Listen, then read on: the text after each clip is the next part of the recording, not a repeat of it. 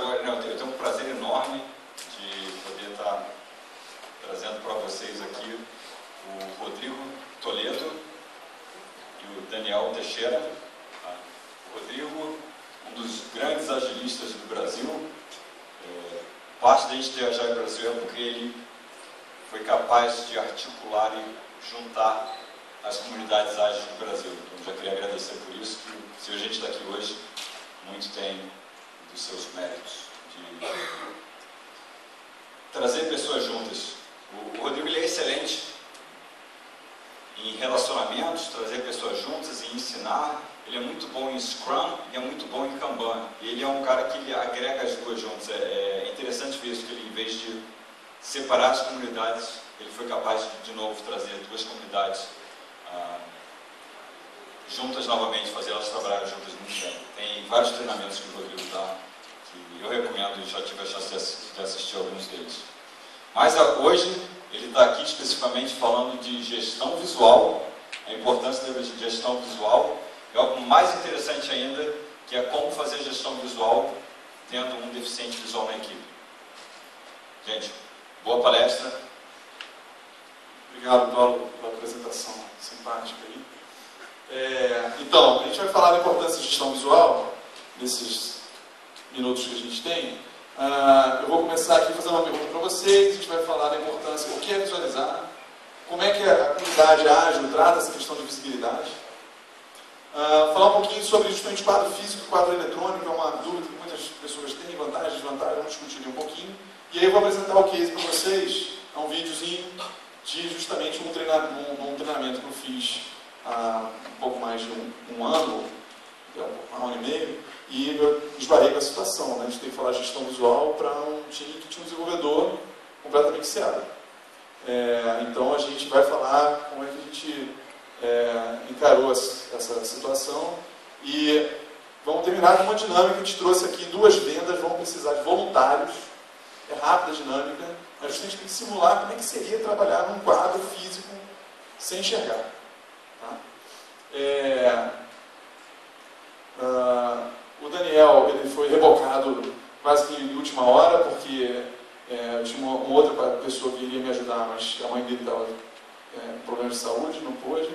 E o Daniel tem uma posição muito boa, foi lá visitar o time, ajudou na filmagem e preparou a dinâmica, etc. Aí primeiro eu pergunto para vocês, quais são os elementos visuais presentes em times que adotam métodos ágeis? Então vamos lá, quem adota algum método ágil aqui? Beleza, show de bola. Quem tem algo pendurado na parede? Beleza, então pense nas coisas que têm pendurado na parede, vamos dizendo aí, o que vocês têm pendurado na parede por aí? Post-it, os post-its estão pendurados soltos lá ou estão dentro de um quadro de tarefas, certo? Além do quadro de tarefas, o que mais vocês têm pendurado na parede aparecendo lá? Visível. Burn down chart, boa. Além do burn down chart, o que mais vocês têm pendurado na parede? Está escrito lá alguma coisa? Oi? Lista de acordos, boa. Normalmente resultado de uma retrospectiva, por exemplo, né? Muito legal. O que mais? Recorde de dia sem quebrar. Recorde de dia sem quebrar. Muito bom. Excelente. O que mais? Débito técnico, uma lista de débitos técnicos, né? Bacana. Mais algum? Tá pouco, hein? Dá para ter mais, hein? Esperava mais. Eu listei alguns aqui de cabeça. Vocês já completaram. Teve coisa que surgiu aqui que não estava na minha lista. É claro, quadro de tarefas é uma coisa muito comum, a gente vai ver em Agile, certo? Quadro de tarefas na parede. O burn down, vocês lembraram também. Isso aqui é uma coisa que muitos times têm, é o definition of done. Né? Todo mundo está ligado com o definition of done, né? É você dizer exatamente o que precisa, e o nosso acordo sobre o que é done de uma tarefa, de uma história, né? Normalmente de uma história. Regras, muita gente tem regras. Tem, às vezes, informações motivacionais, né? Às vezes tem um quadrinho, tem alguma coisa meio nerd ali, uma coisa Star Wars, né? Coisas do gênero assim, né? Extreme Feedback. Quem tem Extreme Feedback? Tem, vai aparecer até o teu alguma foto alguma hora. Extreme Feedback é quando você tem lá um monitor, ou de alguma maneira aparecendo, dando informação se está quebrado ou não, né? Então, novamente, vocês têm? Muito bem. Lá no Citibank? Qual andar? 13º. Então, exatamente foi o que eu vi, né? Isso aí, eu vi lá, semana passada.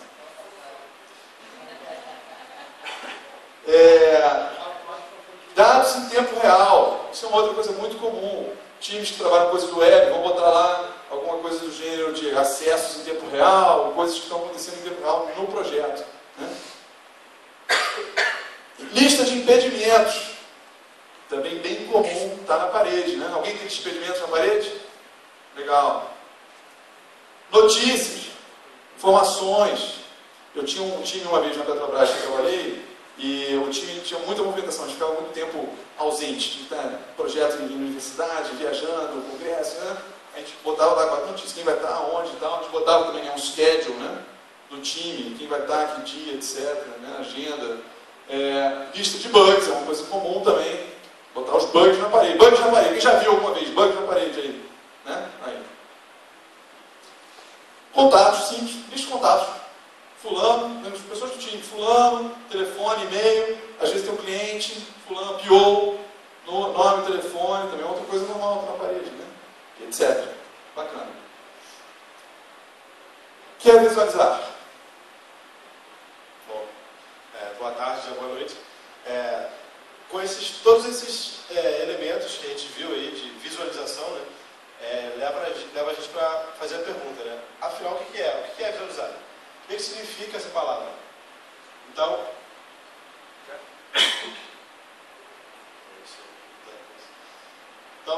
a definição do dicionário, né? Então, a palavra visualizar significa isso: formar uma imagem mental, certo?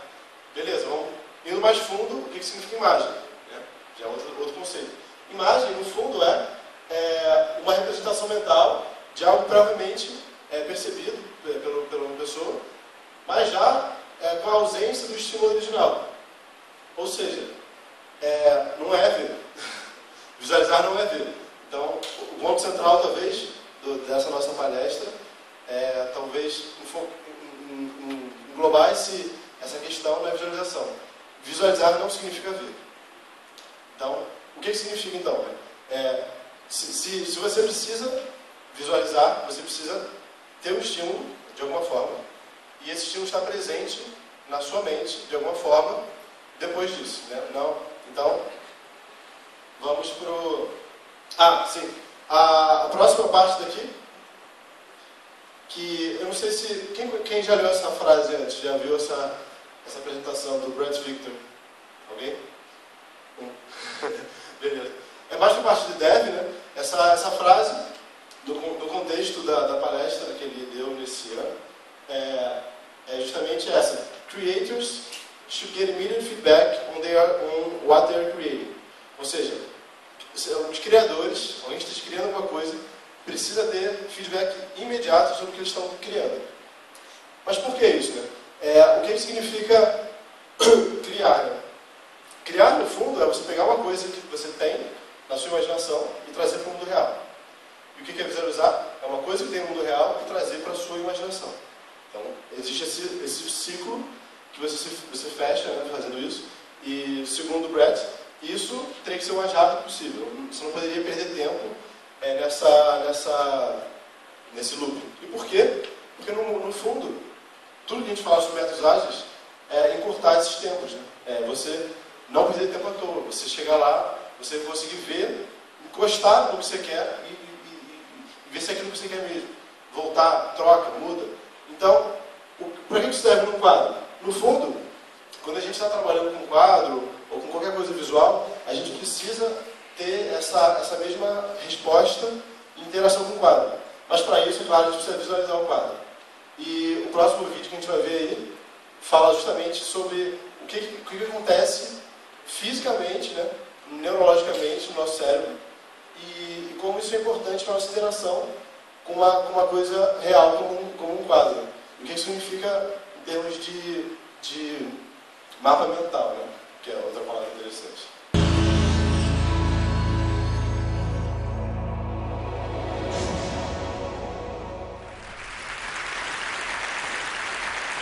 Last year at TED, we aimed to try to clarify the overwhelming complexity and richness that we experience at the conference in a project called the Big Viz. And the Big Viz is a collection of 650 sketches that were made by two visual artists. David Sibbett from The Grove and Kevin Richards from Autodesk made 650 sketches that strive to capture the essence of each presenter's ideas. And the consensus was, it really worked. These sketches brought to life the key ideas, the portraits, the magic moments that we all experienced last year. And this year we were thinking, why does it work? What is it about animation, graphics, illustrations that create meaning? And this is an important question to ask and answer, because the more we understand how the brain creates meaning, the better we can communicate, and I also think the better we can think and collaborate together. So this year we're going to visualize how the brain visualizes. Cognitive psychologists now tell us that the brain doesn't actually see the world as it is, but instead creates a series of mental models through a collection of aha moments, or moments of discovery, through various processing. The processing, of course, begins with the eyes. Light enters, hits the back of the retina, and is circulated, most of which is streamed to the very back of the brain at the primary visual cortex. And primary visual cortex sees just simple geometry, just the simplest of shapes. But it also acts like a kind of relay station that re-radiates and redirects information to many other parts of the brain, as many as 30 other parts that selectively make more sense, create more meaning through the kind of aha experiences. We're only going to talk about 3 of them. So the first one is called the ventral stream. It's on this side of the brain, and this is the part of the brain that will recognize what something is. It's the what detector. Look at a hand, look at a remote control, chair, book. So that's the part of the brain that is activated when you give a word to something. A second part of the brain is called the dorsal stream, and what it does is locates the object in physical body space. So if you look around the stage here, you'll create a kind of mental map of the stage, and if you closed your eyes, you'd be able to mentally navigate it. You'd be activating the dorsal stream if you did that. The third part that I'd like to talk about is the limbic system, and this is deep inside of the brain. It's very old evolutionarily, and it's the part that feels. It's the kind of the gut center where you see an image and you go, oh, I have a strong or emotional reaction to whatever I'm seeing. So the combination of these processing centers help us make meaning in very different ways. So what can we learn about this? How can we apply this insight? Well, again, the schematic view is that the eye visually interrogates what we look at. The brain processes this in parallel, the figments of information, asking a whole bunch of questions to create a unified mental model. So, for example, when you look at this image, a good graphic invites the eye to dart around and to selectively create a visual logic. So the act of engaging and looking at the image creates the meaning. It's the selective logic. Now, we've augmented this and spatialized this information. Many of you may remember the magic wall that we built in conjunction with Perceptive Pixel, where we quite literally create an infinite wall. And so we can compare and contrast the big ideas. So the act of engaging and creating interactive imagery enriches meaning. It activates a different part of the brain.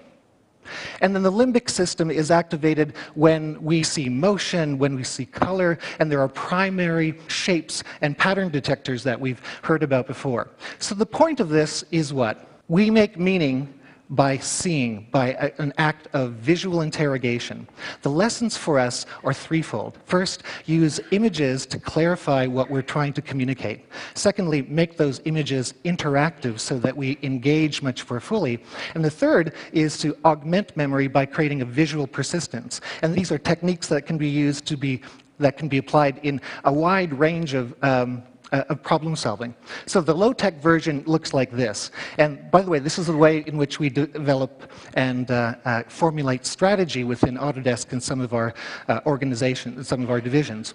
What we literally do is have the teams draw out the entire strategic plan on one giant wall. And it's very powerful because everyone gets to see everything else. There's always a room, always a place to be able to make sense of all of the components in the strategic plan.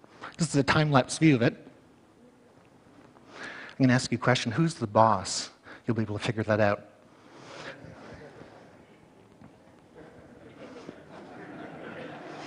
So the act of collectively and collaboratively building the image transforms the collaboration. No PowerPoint is used in 2 days, but instead the entire team creates a shared mental model that they can all agree on and move forward on.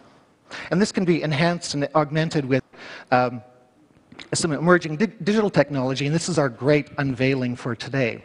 And this is an emerging set of technologies that use large screen displays with intelligent calculation in the background to make the invisible visible.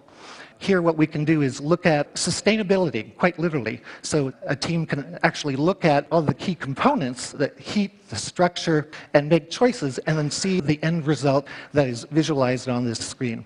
So making images meaningful has 3 components. And the first, again, is making ideas clear by visualizing them. Secondly, making them interactive. And thirdly, making them persistent. And I believe that these 3 principles can be applied to solving some of the very tough problems that we face in the world today. Thanks so much.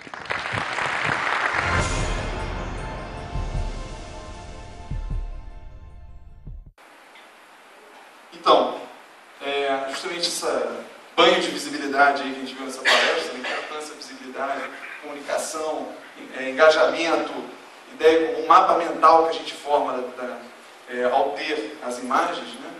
Vamos ver um pouquinho, o pessoal de agilidade fala disso, né? Primeiro lá o XP, de cara, no XP tinha aquele valor que é o valor feedback. O valor é uns 5 valores, né, do XP.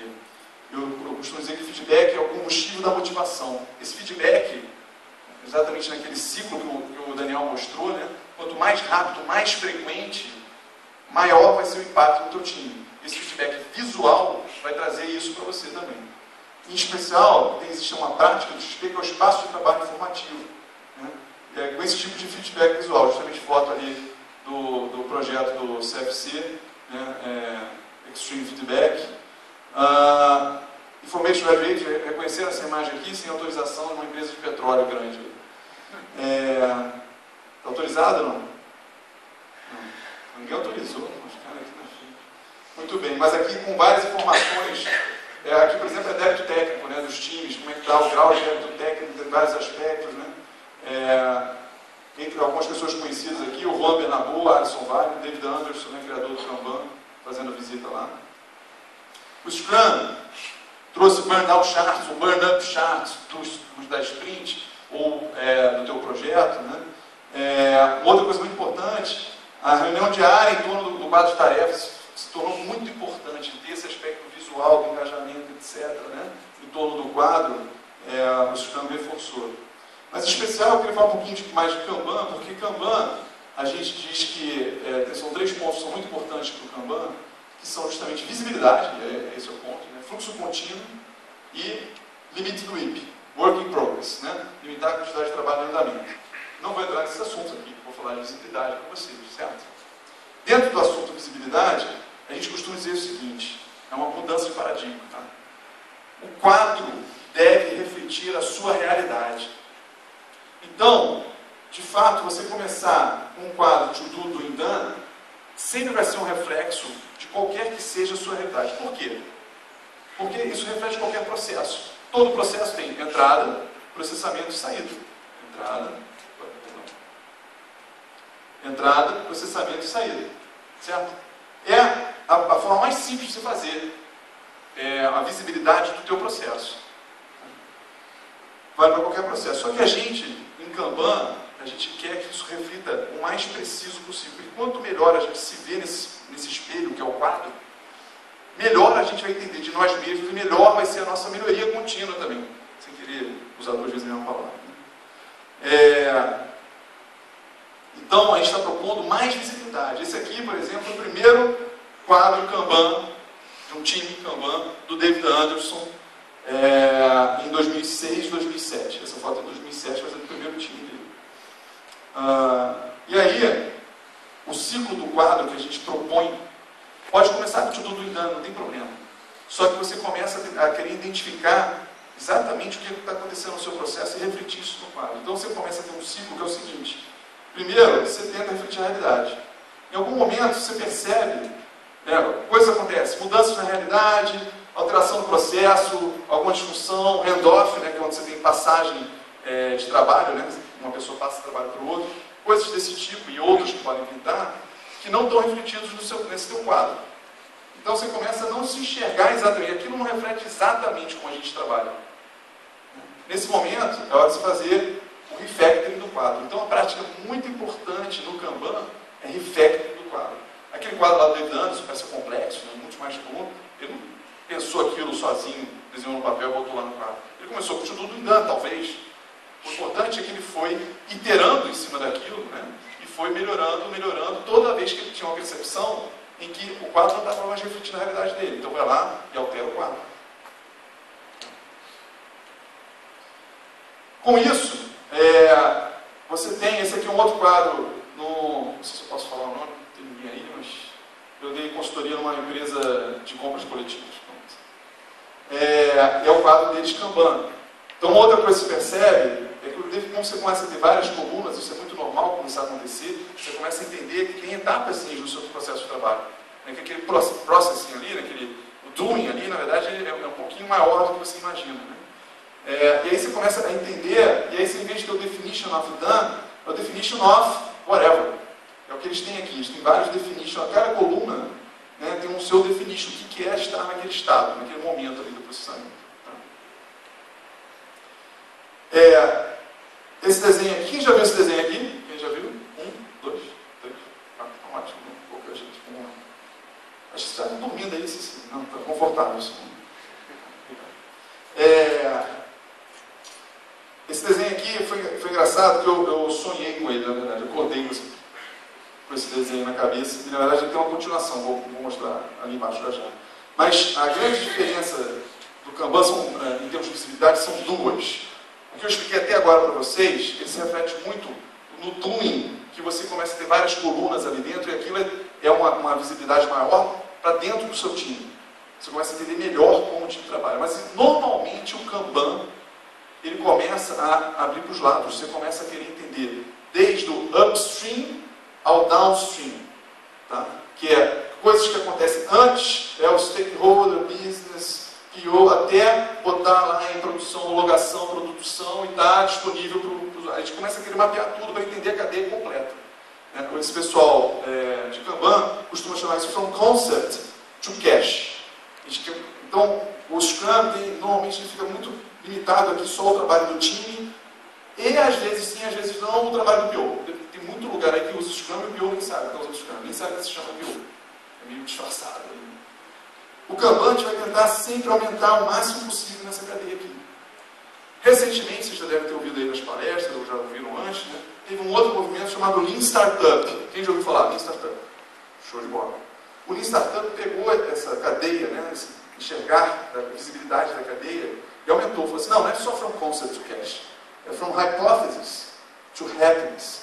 Essa é a cadeia completa. Porque para a galera de Lean Startup, você não tem requisitos. Né? No início você não tem requisitos, você tem hipóteses. Quando o cara chega assim, esses aqui são os requisitos. Não, requisitos do sistema é uma obra. Você supõe que isso aqui são os requisitos do sistema. A gente vai ter que usar métricas e comprovar que as pessoas estão usando. Se as pessoas estiverem usando, aí no final é de comprar. Então isso aqui eram realmente os requisitos. O requisito para ser o output do sistema, e não o input. Certo? É diferente. E do outro lado, você tem, através de feedback, né, muito feedback, o que a gente quer, o objetivo final é happiness, é felicidade. Se você for espremer métrica, essa questão de métrica é super complicada. Tá? As métricas são muito importantes. Normalmente as métricas, você tem que tomar muito cuidado, porque as pessoas sempre vão achar o caminho mais curto para a métrica ficar boa. Isso pode ser sair o tiro pela culatra. Né? Mas a métrica válida, aquela que você for espremer, você tiver que ter uma só, é a felicidade. Na verdade, assim, a ideal mesmo seria a felicidade coletiva ao longo do tempo. Essa é a métrica final do mundo, certo? Mas se tirar o mais próximo dela, o mais próximo de felicidade, é o ideal. Eu até botei essa figurinha aqui, o pessoal da 37 Science, né, eles têm lá um quadrinho, eles botam, cara, realmente eles têm uma televisão. Gosto de ver essas coisas, né, de visibilidade, né? Estamos mapeando aqui quantas vezes quebrou, então essa integração contínua. Aí você for evoluir um pouco, você vai mapear, na verdade, é o continuous delivery, mas se você for ampliar mais ainda, você quer mesmo é a felicidade dos usuários. Então eles botam lá no quadrinho com os 100 últimos cliques que deram lá, se estão felizes, mais ou menos. E esse é mesmo o final para ele. Não é esse número de acessos, como é que está o sistema, caiu. Não. Que é o tempo real, saber se a galera está gostando ou não daquilo que estão fazendo. Legal. Então, um pouquinho sobre essa história de quadro físico versus quadro eletrônico, que é uma questão interessante. Eu tenho uma tendência, claro, por tudo que eu falei, você já deve estar imaginando, para muito quadro físico. Mas a gente não pode ser xiita, tá? Tem várias situações em que o quadro eletrônico pode ser útil. Mas é bom a gente ter essa noção do que a gente está ganhando ou o que está perdendo. Tá? Então eu botei aqui 10 vantagens para o quadro físico. 10 vantagens para o quadro físico. Não vou lê-las aqui em seguida, na verdade tem uma imagem para cada um que eu vou entrar. A primeira é a praticidade. Né? Ela fica muito prática. Pega o post-it, escreve lá, bota lá no quadro. Ah, está errado, joga fora, pega mais 2, bota ali, escreve. Fácil. Botou isso num sistema eletrônico, já não é tão prático, tem que estar logado. Aí você começa a escrever, a gente combinou que é com o verbo, primeira letra maiúscula, já não ficou prático. Mesmo que você tenha, né, um televisor para dar aquela visibilidade, você vai perder de praticidade. O segundo ponto é justamente esse, né? É alta visibilidade. O quadro na parede é altamente visível. A gente fala o seguinte, você vê mesmo que você não queira ver. Entrou na sala, está vendo o quadro. Pum, você não quer ver o quadro, não tem jeito. Vai ver o quadro. Não tem como. Imperfeições ajudam o mapa mental. Isso é o seguinte. Eu botei aquele balé ali. Dá tempo de contar a história do balé? Acho que dá, né? Beleza. Eu tenho uma teoria. Estou precisando de aluno para fazer isso. Eu vai precisar também de alguém de IHC. Alguém aqui de IHC? Não, ou UX, coisas do gênero? Não. Muito bem. Assistindo Quebra-Nozes em 2010. Assistindo Quebra-Nozes em 2010, me ocorreu isso. Quando você está assistindo lá o balé, né, o Quebra-Nozes, tem muito assim, as bailarinas entram em formato assim, 4x4 bailarinos, 5x2, né, aquela coisa retangularzinha. Quando você está olhando, né, se uma errar muito, você fala assim, pô, aquela ali errou. A gente tem que fazer um movimento igualzinho, né? Aquela ali errou. Porém, claro, a gente tem tolerância a isso, mas porém tem uma outra coisa. Se eu trocasse as bailarinas, né, as 16 bailarinas lá, com 16 robozinhos que fizessem um movimento igualzinho, você fala, pô, isso aqui é falso. Computação gráfica. Não está natural. Na verdade, o ser humano, ele tem uma tolerância. Essa é a minha teoria. Eu preciso de alunos para validar isso daí, eu não consegui. O ser humano tem uma tolerância ao erro dos dois lados. Não pode nem passar de errar muito, se errar muito, você vai falar, aquela bailarina errou. Mas não pode ser perfeitinho. Você vai falar, isso aqui não está natural. Isso, aplicado a software e a outras coisas, e a quadro, né? Por que eu estou falando isso? O que isso leva ao assunto do quadro? Aquelas pequenas imperfeições de um quadro, que é o post-it tortinho, a luz que está batendo, a sombra que está fazendo, a maneira como dobrou, a letra escrita, que cada um vai escrever de um jeito, a cor da caneta que falhou, a maneira como está escrito, tudo isso, essas imperfeições, o inconsciente está lendo. E está ajudando a construir um mapa mental. O tempo todo está construindo um mapa mental. Quem trabalha com quadro físico aqui, diariamente, fica vendo quadro físico. Faça essa experiência, ou vocês ou alguém do time de vocês, vão acabar, delimite, você fala assim, fecha o olho. Eu até dou uma venda, quem quiser. Eu comprei 10 vendas, não sabia como é que ia ser dinâmica, somos amigos. Posso dar uma ou outra aí possível. Bota a venda no cara, bota assim na frente do quadro, aponta aí, me diz aí como é que está o quadro. O cara consegue montar, ele fala assim, tem uma história aqui que já acabou, a outra está aqui no meio, essa aqui, o meu post-it que eu peguei aqui está por aqui, essa aqui a gente não pegou ainda, o cara consegue montar. Esse quadro físico que ele montou na cabeça, essas imperfeições ajudaram. Quando você tira esse quadro físico e bota uma televisão, o teu sistema eletrônico, os post-its tudo da mesma cor, tudo igualzinho, letrinha do mesmo ano, você perde essa noção do mapa mental construído na sua cabeça. E aí, só para completar a história do balé, grande, né? E do IHC, né, que é interface humano-computador, o UX, etc., é o seguinte, será que não é por isso que é tão difícil quando a gente já usei aquele negócio no Word, aquele comando no Word, não estou achando. Será que não é por isso? Porque os menus são todos iguais, está tudo igualzinho, as letras são iguais, você não consegue mais achar aquilo. Será que se a gente botasse um pouquinho de ruído, deixasse mais natural a interface, menos exata, não facilitasse o nosso mapa mental de um uso de software, por exemplo? Quem se interessou, depois me procura. Alunos de mestrado são bem-vindos ao FRJ. É tudo igual. André, instrutora de Kanban, traduziu o livro do David Anderson, contribuição aí. Isso aí. Boa. Chutar os próprios trabalhos.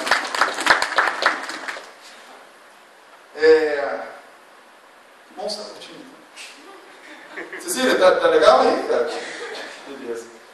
Uma outra coisa que acontece é o seguinte, a gente cria um modelo mental funcional, não só você cria um modelo mental na sua cabeça, como você consegue perceber. Quem já tinha visto essa figura? Quem não vai? Você já viu, não responde. Quem já viu essa figura? Quem não viu essa figura, que eu acho que deve ser a maioria aqui, né? A maioria não viu essa figura. O que vocês estão vendo? O que tem em comum com essas duas bicicletas aí? Tem algo comum com essas duas bicicletas. Não serve para... Por que não serve para nada? Não vai ser lugar, né? Elas não vão ser lugar. Todo mundo consegue perceber isso, né? Como é que vocês perceberam isso? Na verdade, vocês montaram uma bicicleta na sua cabeça. Tentaram fazer ela andar, assim, pô, essas bicicletas não andam nenhuma na outra. Na verdade, é isso que acontece. Quando você bota lá o quadro real, refletindo a sua realidade, você começa a identificar, pô, ali está engargalando. Opa, daqui a pouco a gente vai ficar sem história para alimentar isso daqui, aquela tarefa que está presa, isso aqui está... Você começa a criar um mapa mental que você consegue antever as coisas que estão acontecendo. Porque o modelo mental ele fica funcional também. Além de você ter um mapa mental compartilhado, né? Várias pessoas compartilhando. Essa é a ideia, para isso que veio lá, né? Reunião diária, interna, todo o quadro. Aqui eu botei os 2 pontos de uma tacada só, 6 e 7. São 2 coisas. Você estimula o engajamento. Uma vez que você está fazendo todo mundo lá em volta do quadro. Né? Benedito está aí, né? Conheceu alguém ali? Não, né? Só o Paulo, né? Esse é o time do CIVIEC há 2 anos atrás. Ele trabalhou nesse time aqui, o Benedito.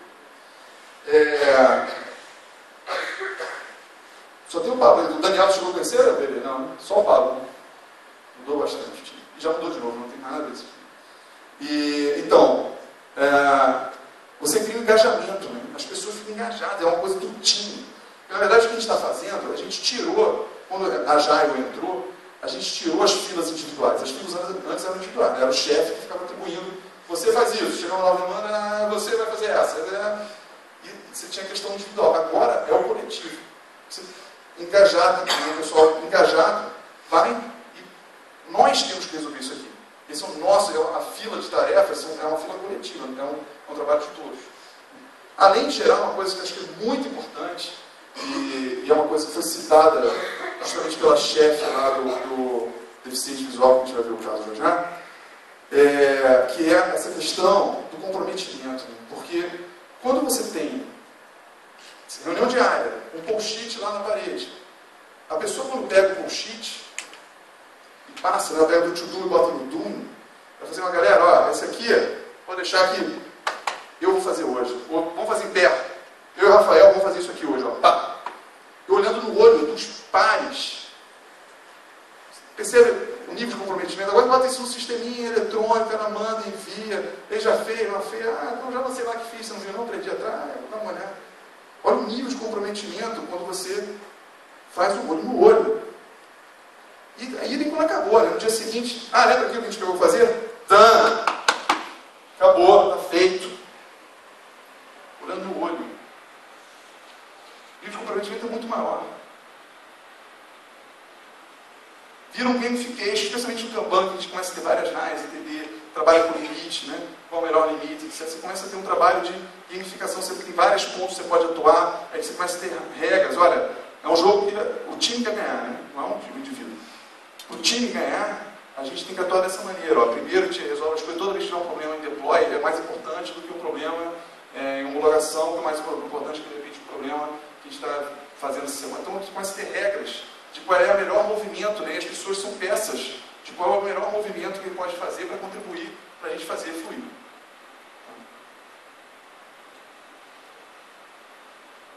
Quem já fez o meu treinamento de Kanban, algumas dessas coisas a gente fala lá no treinamento, né? Certamente foi o cara. Você quer fazer pergunta? Não sei se é melhor fazer agora ou no final. Acho melhor no final, porque já está correndo o tempo. Uma outra coisa é a seguinte, quando tem quadro físico, o refactoring é fácil, né? Você apaga, vai lá, reescreve, muda e tal. No eletrônico, muitas vezes, inclusive, pode ser até impossível. Tem uma ideia, podia ser. Eu vou botar a imagem do teu quadro, esqueci. A gente chegou a criar um quadro uma vez redondo, cara. você tinha como se fosse um alvo, as histórias iam por fora, você dividia em histórias menores, tinha as tarefas, e o seu alvo, a gente ficava no meio. A gente pode, né, fazer o que a gente quiser no quadro físico. No quadro eletrônico, você vai ter, depende do sistema, você faz isso ou não. Tem menos restrições. Depois você fala para o João que eu coloquei ali nas costas dele. Tá? Ele falou que vinha aqui, eu falei para ele, ó, tem uma foto sua lá de costas. Ele é mesmo. O 10 era para completar 10, eu tinha criado 9, né? Eu falei, pô, 9, eu vou criar o 10. Mas depois eu pensei que realmente ele é muito importante esse 10 para mim. Então é o seguinte, é orgânico, é tátil, as pessoas pegam, passam para o dano, tem o prazer de passar o post-it para o dano. E ter ali, né, no caso ali, tem um time que gosta de... Cada time tem o seu jeito, né? Eles gostam de deixar o negócio no dano para parecer que está muita coisa que eles fizeram. É o prazer orgânico daquilo. Né? Teve um determinado time que é aquilo, né? Um sushi. Dependendo da situação, remoto, tal, você vai passar para eletrônico. Então, tomamos a decisão de ir para eletrônico. Aí uma das meninas do time falou assim, pô, não acredito, eu adoro quando termina a gente pegar os post-its, amassar, jogar no lixo. É o prazer de terminou aquilo, é o prazer orgânico daquilo. Eventualmente a gente teve que tirar, e partir para o eletrônico. Acontece também, né? Mas tem que ter noção do que a gente está perdendo. Dito esses 10, vamos falar das vantagens do quadro eletrônico. O quadro eletrônico tem vantagens. Primeiro, acesso remoto. Normalmente esse aí é difícil de você bater, né, com o quadro físico. Vamos manter o quadro físico, mas o time trabalha em 3 cidades diferentes para acabar indo para o remoto. Né? Já vi artigo da Google, os caras, para manterem várias dessas vantagens do físico, o que eles fizeram? Eles botaram o quadro físico onde estava a maior parte do time, botaram uma câmera e faziam Skype, né, faziam videoconferência e tinha sempre alguém que movia o post-it para os caras estavam remotos, para manter a coisa do quadro físico. Dados históricos, para quem curte isso, poder era muito mais fácil, você tem os dados históricos no sistema eletrônico. Extração de métricas. Tanto individuais, do time e corporativos. Individuais, pay attention, certo? Então, cuidado. Métrica individual, você provavelmente vai estar aferindo alguns valores ágeis. Preste atenção. Tudo contextual tem que ser discutido, tá? Métricas de time, que podem ser muito valiosas, e métricas corporativas. Se tiver vários times usando sistemas, vai ser muito mais fácil se tiver no sistema, porque vai tirar métricas que são coletivas, dos vários times, etc. Você pode ter coisas do seu quadro eletrônico atrelado a código. Então, lugares que têm problemas de auditoria, etc. Preciso ter esse tipo de link. O sistema eletrônico, de repente, vai ser melhor do que o físico. Só citei algumas ferramentas corporativas mais conhecidas, Mingle, version 1 de Mingle, brasileiras. Scrumbook, Scrumfire, Scrumhalf, algumas simples, Trello, Scrum, gratuitas. Tá? Tem muita ferramenta no mercado. Por favor, então, se não estou a fim de criar uma ferramenta, cara, olhe uma das 1.500 ferramentas que foram lançadas esse ano. Tá? Tem muita ferramenta, precisa criar mais. Estou falando isso, mas eu estou de idiota aqui. Eu nem botei aqui, tem uma ferramenta que eu estou criando lá. Mas porque a gente quer criar um mapa mental. Eu gosto muito de quem ouviu meu outro palestra, acho que foi quase mesmo. Mas eu gosto da ideia de fatiar, né? Uma história, um épico é fatiado em outras histórias que é fatiado. Eu gosto do termo fatiar, né? Que é o oposto das camadas, né? Que é como a gente corta o software em pedacinhos, em Agile, né? E a gente quis criar um sistema que representasse essa ideia de fatiar uma história que nasceu de outras, uma história raiz de outras histórias. Então, a gente criou um mapa mental. Devia ter posto aqui, né? Que era até bom que o pessoal usasse assim. Just Plan, quem quiser procura, Just Plan. Muito bem, vamos ao nosso case. O que aconteceu? Eu cheguei nesse treinamento lá, num determinado lugar, a gente fala aí no qual lugar, então posso falar. É no DRE lá do Rio de Janeiro, com a equipe de desenvolvimento. Dentro do treinamento de Scrum, falando de gestão visual, só que tinha um cego. Ele falou que pode falar cego. A gente fala deficiente visual, ele não pode falar cego, porque deficiente visual parece que tem parcialmente a visão. Eu sou cego, pode falar que é cego. Então tinha um cego no time, e eu falo de gestão visual, a importância do quadro. O que acontece? Como esse cara trabalha? Ele é velho. Ele tem um fone de ouvido e um sisteminha de leitor, né? Então ele fica o tempo todo lendo o que está na tela e assim ele trabalha. Com tudo que aparece lá, na internet, no e-mail, com esse sistema. Então, a tendência seria o quê? Ó, então vamos usar um desses vários sistemas eletrônicos, né, e ele vai poder ler. Só que a sensação que estava me dando na hora, que o que estava acontecendo é que o resto do time, em vez de parecer que estava incluindo ele, parece que ele estava forçando as pessoas a se excluírem. E como a gente adora quebrar paradigma, né, Cláudio? Você gosta de falar Thales, né? Vamos botar Thales, né, Thales? Pô, tem impressora Braille? Tenho. Então, cara, vamos experimentar botar na parede. Separado aí, você vai trabalhar na parede. E aí acabou que virou um case super interessante. A gente está mais de um ano com esse case, usando realmente. E mais, a gente começaram com o Scrum, foram para Kanban. O quadro foi ficando cada vez mais complexo. E ele acompanhando, tá? Sempre imprimindo as coisinhas lá em Braille. E é o vídeo que eu vou mostrar para vocês um pouquinho do dia a dia dele. É um vídeo curto, são 4 minutos. E acabou que isso trouxe um comprometimento do time. O time ficou mais unido em torno disso.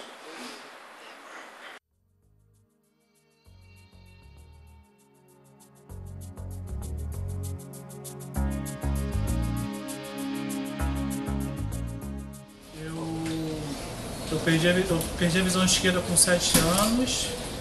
Durante 13 anos eu vivi chegando com apenas um olho. Aos 20 anos de idade, o problema que me tirou a visão esquerda, me tirou a visão direita. A minha experiência pessoal, para um deficiente visual, a metodologia ágil é a mais adequada. É onde você tem mais ajuda no caso de uma pessoa que não tem experiência, o que normalmente acontece. Mas ele fez como analista judiciário, e ele veio aqui para a sessão e falou que queria trabalhar na área dele, que ele só tinha trabalhado como administrativo em outro órgão público, ele gostaria de, ele fez a faculdade de informática e queria trabalhar nessa área. E aí ele até falou assim, eu não incomodo muito, você precisa um pouco de paciência comigo, que eu aprendo rápido como lidar com vocês. E na hora me deu um pouco de pânico, assim, eu que tenho que aprender com você. Porque, na verdade, é você que vai ter que paciência conosco, eu não faço a mínima ideia de como uma pessoa que não enxerga consegue programar. E ele explicou para mim, não, tem programa leitor, e aí, na verdade, eu falei, olha, você vai ter que ter muita paciência com a gente, porque a gente não sabe como é a vida de uma pessoa que não enxerga. E tem sido, assim, um aprendizado fantástico, realmente. Pequenos detalhes, eu acho que no quadro, é muito mais nós que enxergamos, tomamos o cuidado de não mudar a posição das coisas para ele, né, do que ele, porque ele sabe onde está lá, ele que movimenta. Mas a gente chega ali, muda de lugar, bagunça o negócio, e aí mudou o esquema dele. Quem não enxerga tem um mapa mental diferente. Então o simples fato de você que enxerga, fecha os olhos e busca as coisas, você busca com o seu mapa mental de quem enxerga. Né? Estarem sempre olhando o que o outro está fazendo, o que está fazendo. Para a chefia também é válida, porque a pessoa passa aqui no corredor e já olha o que está acontecendo, o que está pendente, e já procura saber o que pode ser feito, e o que pode ser feito para melhorar, para acertar. E para mim é válido no sentido em que eu consigo interagir com os colegas. Como eu sou o único deficiente visual aqui da equipe, eu consigo interagir normalmente com os colegas. Normalmente a gente coloca em Braille para que ela saiba, ela possa ver o post-it e eu possa ler a história para poder marcar direitinho. Porque quando pega mais de uma história, né? Para saber o que eu estou pegando. Aqui tem o avatar, que são essas duas bolas maiores aqui. Aqui eu passo para cá. Tem a terceira, você pode ver aqui embaixo, aí aqui em cima tem mais uma, e aí descendo na mesma direção da outra tem o final, que é o feito, que fica aqui. Aí terminando, eu passo, terminando aqui, eu passo para cá. Hoje você está mais certo. Hoje eu estou. Bom, aqui é meu avatar. Aí vem aqui pro fazendo. Vai com a minha mão direita. Aí aqui para achar o Braille, é melhor ainda assim. Achamos um Braille. Eu achei um mais para a esquerda aqui, se te interessar. Outro é? Tem aqui, aqui tem um aqui. Ah, é. Um é afazejo. Então esse aqui é o afazejo.